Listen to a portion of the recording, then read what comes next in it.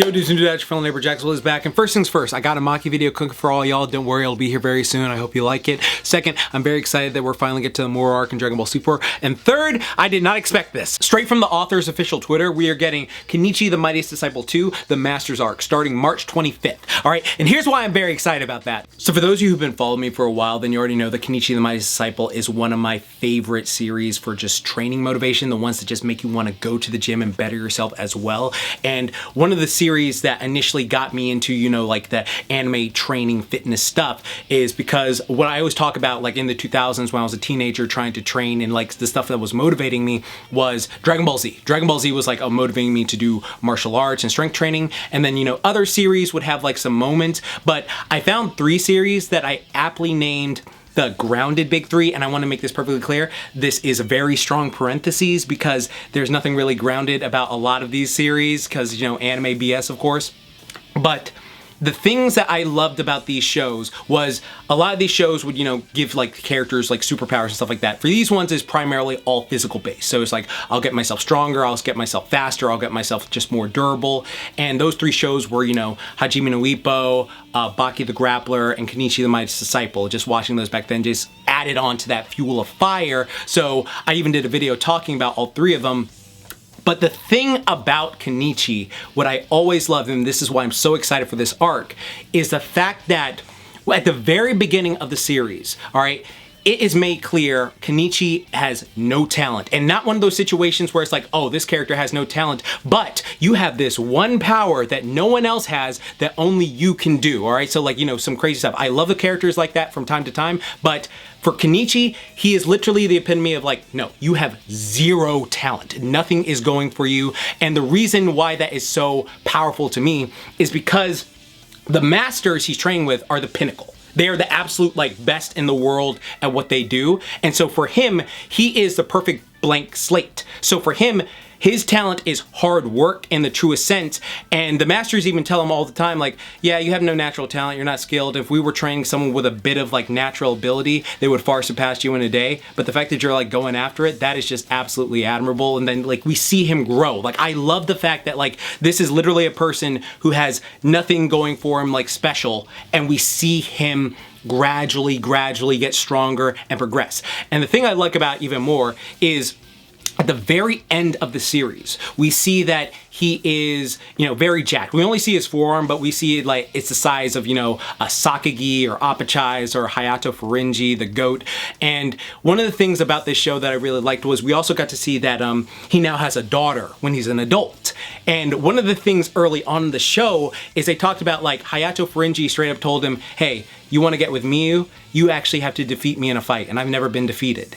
And Kenichi's like, oh, okay. And the ending always implied that he finally overcame Hayato Furinji. And if you've seen my videos on Hayato Furinji, you know he's basically the nice version of Yujiro, and he just is a good grandparent. He's a good guy. He's like so inspirational in the proper way, like, you know, that positive masculinity, heroic masculinity sort of way, not the, oh, I'm gonna do crazy, but that's just a talk for another day. Watch my videos. Like Yujiro though, but again, it's this whole thing with him going, no, you want to gradually get stronger and stronger until you can beat me in a fight. And so I wonder if that's what the Master's Arc is going to be. It's going to be Kenichi gradually getting stronger and stronger and stronger, and then maybe potentially ending with him fighting Hayato Furinji, and then the ending, you know, transpires as we know it.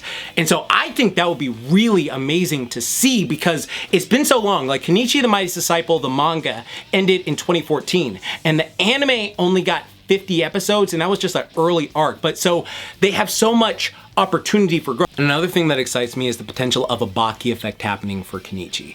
And what I mean by that is, if you remember being a Baki fan pre-Netflix days, like when it was just like, you know, Baki the Grappler season 1 and 2, the OVA, and the manga. And then in 2018, it blew up on Netflix, and now is like, everyone knows who Yujiro is. Everyone knows, you know, Baki and stuff like that because of how Netflix promotes it. But again, I've always talked about how one of the issues with Netflix Baki is it starts right at season 3. So literally, you go from Baki the Grappler season 1 and 2, years go by, season 3, and then there's so many Baki fans who've only seen the Netflix show that missed out on those first 2 seasons, and it's sort of like watching Naruto Shippuden without watching the original Naruto first. You just miss so much stuff. But I'm saying that with Baki, the original manga ended, I want to say around 2009 or 2010-ish, and is when Baki and Yujiro had their final fight. Their fight with each other. That was the most recent season on Netflix where they had their final fight with each other. The cool thing about it was Baki went away for years prior to this. Like, it was like the manga was done and it was done for years. Then the creator decided, you know what, I want to start doing it again. And then he came back with the Miyamoto Musashi arc, which is what's going to be the next arc next month on Netflix. And the cool thing about that is it breathed new life into the franchise. So that means that a lot of people were like, oh, well, this is becoming a thing now, so let's, you know, give it more attention, let's give it more energy. So I wonder if that may potentially happen with Kenichi, because the thing with Kenichi is seasons 1, like, was it just like one season of 50 episodes? That ended years ago. And so you have an entire story that you can animate and bring to life. Like, of course, those OVAs as well, but you have an entire story that you can do, just like they did with Baki. And then eventually go to Kenichi 2 if they want to. So I'm very curious if that's what they're going to potentially do with this, because you do have the same, it feels like the exact same scenario. Like Baki, the manga ends, Baki, the series ends, like it's all just concluded for a while, and then years later decides to, you know, breathe new life. They did it with Ranma 1/2 recently on Netflix too, though the original Ranma wrapped up. They're doing it again, they're just remaking the series. So I wonder if this could be a potential thing to give Kenichi new life. But I do hope there's like a time skip, like maybe like Kenichi in his 20s and then, ooh, maybe he's fighting each master individually. So it's like, oh, I gotta beat Sakagi, I gotta beat Shigure, I gotta beat Kensei Ma, Apachai, etc. And it's just those things where he's leading up to fight Hayato Furinji to, like, you know, for Miyu, who's like, you know, hand in marriage or something like that. Like he's in his 20s, he wants to get married to Miyu and this is what he has to do. So that could be a potential interesting thing. Or they may just pull Dragon Ball Super thing where they go, we're in between this aspect of time. All right, here's the very end of the series. Here's the series right here. Let's see what we can do in this time frame, because we know where he's going to end up. We know where he's going to end up. And I don't think they would do it with him as a master, because at that point, everyone is just so insanely strong. It'd be like you have to introduce, like, you know, pull Dragon Ball Z again, introduce like aliens from space and have them fighting. But that'd be insane. That'd be really insane. I'm very curious how they're gonna go about doing this, but I do think this is really hype. I always love seeing Kenichi train and get better and stuff like that, so this is gonna be a really cool thing. And then for you watching right now, have you ever watched Kenichi My Disciple? Who's your favorite character? What do you think of this? Like, are you excited? Is it just one of those things where I'm like, I don't know? And if you made this far in the video, type Kenichi Master down below, because it shows me you watched all the way to the end. But yeah, no, I'm just very curious. I'm very excited to see how this plays out. Also, I've been very busy coaching myself, especially this New Year's. I got a free thing of all my Tough Like the Tunes PDFs for anyone who wants to start boosting themselves this new year. So just click this right here. It's completely free in the pinned comment. Also, check out my school. I finished an entire program on there, so you can check it out, see if it's for you. A ton of people are making progress. I'm super proud of them. But yeah, no, I'm super excited about this. Like Maki video I'm working on and all the other stuff I'm working on. Just a lot of stuff is cooking, as they say.